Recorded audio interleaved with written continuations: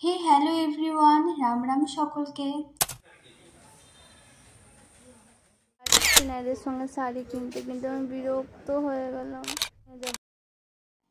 এই ব্লগে আছে শান্তিপুরে আমরা কি কি মন্দির দর্শন করেছিলাম আর শেষ কি কেনাকাটা করেছিলাম আর আমার কি অবস্থা হয়েছিল, আর একটা সারপ্রাইজ আছে।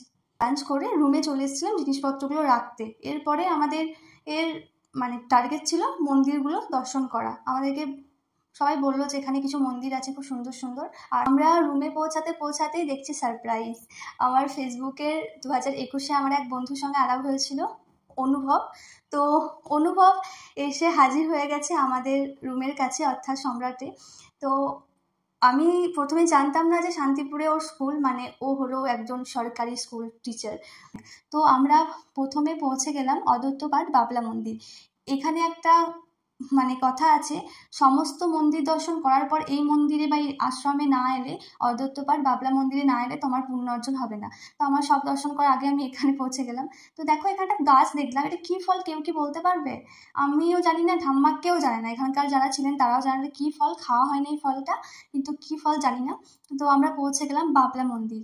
তো আমি এখানে কয়েকটা ছবি তুলছিলাম, মাদের সঙ্গেও ছবি তুলছিলাম। দেখো এখানে শ্রী চৈতন্যদেবের মূর্তিটা কত সুন্দর, হরি বল, কি ভালো লাগছে। চারিদিকটা এতটা শান্ত। আর তোমরা দেখলে কত কত আম গাছ, আর তোমরা দেখো কত আম বাগান। শুনেছি নাকি আশ্রমেরই বা এই মন্দিরেরই আম বাগান। আর এখানে একটা মজার জিনিস হয়েছে, আশ্রমে বা এই মন্দিরে একটা কাঁঠাল গাছ আছে। আমরা গেছি তখনই একটা পাকা কাঁঠাল মাটিতে পড়েছে। তো এখানকার একজন সাধক উনি খাচ্ছেন আর সবাইকে বললেন যে তোমরাও খাও, এটা টাটকা।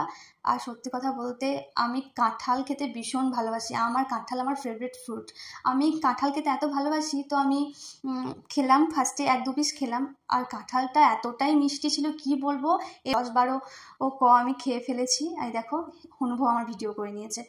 তো অনেক কাঁঠাল খেয়েছি, কাঁঠালটা খুব মিষ্টি ছিল, আমি একটু কাঁঠাল খেতে ভালোবাসি। অনুভব এসে হাজির হয়ে গেছিল।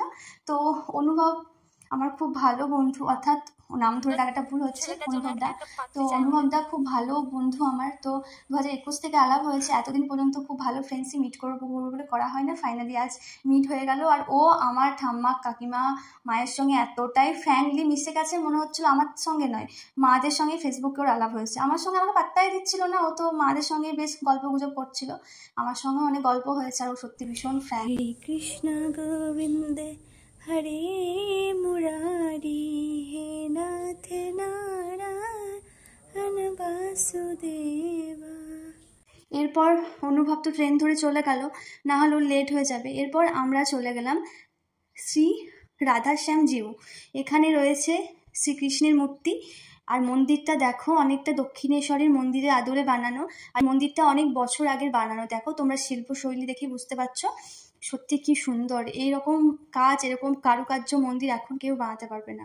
আর এখানে এসে আমার একটা জিনিস খুব ভালো লেগেছে, আমাদের সকলের উচিত প্রতিটা মন্দিরে সন্ধেবেলায় নাম গান করা, ভগবত পাঠ করা, বা সনাতন ধর্মের নিয়মাবলী মানুষের সঙ্গে আলোচনা করা। এখানে দেখলাম এই শ্রী রাধাশ্যাম জিউয়ে দেখলাম একজন একজন সাধক বা একজন পুরোহিত এবং নানা রকম নিয়মাবলী দেখছিলাম, আলোচনা করছিলাম। আমার এটা সত্যি মন ছুঁয়ে গেছে, যে এখানকার মানুষকে দেখে আমার মন ছুঁয়ে গেছে। 1 মিনিট পর পর যে মন্দির, তাদের যে ভগবানের প্রতি যে একটা শ্রদ্ধা ভালোবাসা, সত্যি এখানকার মানুষ, সত্যি আমাদের ওদিকার মানুষ এতটাও ধার্মিক হতে এখনো পারিনি। সত্যি খুব ভালো লাগলো। মন্দিরটা দেখো কত সুন্দর। আমরা কয়েকটা ছবি তুললাম স্মৃতি হিসাবে, কারণ যখন দেখতে ইচ্ছা করবে। তোমরা কে কে এসেছো এই মন্দিরে জানিও কিন্তু, হ্যাঁ। আর আমরা এখানে কিছু শ্রীমদ্ ভাগবত গীতা নিলাম, যেগুলো সবসময় সঙ্গে রাখার জন্য। আর আমার সত্যি শান্তিপুরের এইসব মন্দির গাছপালা দেখে আমার এত ভালো লেগেছে, আমার না ভাবছিলাম যে আমি তো বিয়েটি এখানে করলেই পারতাম। আমরা ফিরছিলাম, আর ফেরার পথে দেখছিলাম একটা সুন্দর দুর্গা মন্দিরের উপর মহাদেব। উফ কি দারুণ। আমি আবার রাস্তায় দাঁড়ালাম, দিয়ে কয়েকটা ছবি তুললাম। এরপর পৌঁছে গেছি আবার একটা শাড়ির দোকানে। আমি এবার পাগল হয়ে যাবো এই মাদের চক্করে। এত শাড়ি নেওয়ার পরও ওদের এখনো মন ভরেনি। এই শাড়ির দোকানটায় শুধু হ্যান্ডলুম শাড়িটা বেশি ছিল, হ্যান্ডলুম আর তাঁত। তো সবাই দেখছে, আর আমার কি অবস্থা। আমি আর পাচ্ছি না এদের সঙ্গে শাড়ি কিনতে কিনতে আমি বিরক্ত হয়ে গেলাম। আমি ওইখানে ঘুমিয়ে যাবো। ওখান থেকে শাড়ি কিনছে, কাল থেকে কন্টিনিউ শাড়ি কিনতে, শাড়ি কেনা হয় না। ভাগ্যি শুধু মারা এসছে, কাকা কাকি। আমার দ্বারা হচ্ছিল না। আর সবাই শাড়ি দেখছে। আর সত্যি জানো তো এখানে কি হয়েছিল, এখানকার যে ওনার তিনি খুব রেগে গেছিলেন। কারণ আমার মাদেরই দোষ, 100টা শাড়ি দেখে দিয়ে একটা নিচ্ছে, এগুলো কি উচিত বলো? বিরক্ত হয়ে যাবে না মানুষ? তারপর গিয়ে বলছে যে আমরা একটা নেবো, কতটা খারাপ জিনিস। তো আমিও বিরক্ত হয়ে গেলাম। এখান থেকে আমি নিয়েছি শাড়ি কয়েকটা, সবাই নিয়েছে অনেকগুলো। এরপর বেরিয়ে আমরা চলে গেছিলাম আবার সেই মায়া শাড়ি সেন্টার। জানি না, মাথা খারাপ যে নিয়ে তো নিয়েছো, এবার এগুলো নিয়ে কি করে যাবে? আমরা তো বাড়ি থেকে কার বুক করে আসিনি, আর সত্যি সম্ভবও হয়নি আমাদের, সত্যি কথা বলতে গেলে। তো এত এত জিনিস নিয়ে যাবো কি করে? কত ব্যাগ, এমনি তো ব্যাগ নিয়ে এসেছিলাম, আমার তো মাথা খারাপ। আর আমার ফোনের ওপারে একজন ছিলেন, সবাই জানো, উনি তো আরো চিন্তিত হয়ে পড়েছেন যে তোমরা এত ব্যাগ নিয়ে কি করে যাবে। ও তো আবার অনেক কিছু বলছিল, মেয়েদের নাকি হাঁটুর নিচে বুদ্ধি এসব, কারণ এত এত জিনিস কি করে নিয়ে যাবো না ভেবেই আমরা এত এত জিনিস কিনে নিয়েছি। আচ্ছা বলো, এত দূর থেকে এসেছি, এত সুন্দর সুন্দর শাড়ি পেয়েছি, কেউ হাতছাড়া করবে বলো? তাও তো মনে হচ্ছিল আরো কয়েকটা নিলে ভালো হতো। তো এবার কি করে নিয়ে যাব? সকালে দেখো কি অবস্থা, এবার আমরা ট্রেন ধরবো। আমার তো সমস্যা হচ্ছিল কাটোয়াতে কি করব। 1 নম্বর প্ল্যাটফর্ম থেকে 5-6 নম্বর প্ল্যাটফর্ম যাওয়া তো সাংঘাতিক ব্যাপার। মানে কি অবস্থায় আছে আমার তো ওটাই চিন্তা হচ্ছে কি করব। তারপর অনেক কষ্ট করে আমরা ব্যাগগুলো নিয়ে এসেছি, এবার আমরা চললাম। তবে সত্যি কথা বলতে আমি শুনলাম যে শান্তিপুরের রাস খুব বিখ্যাত।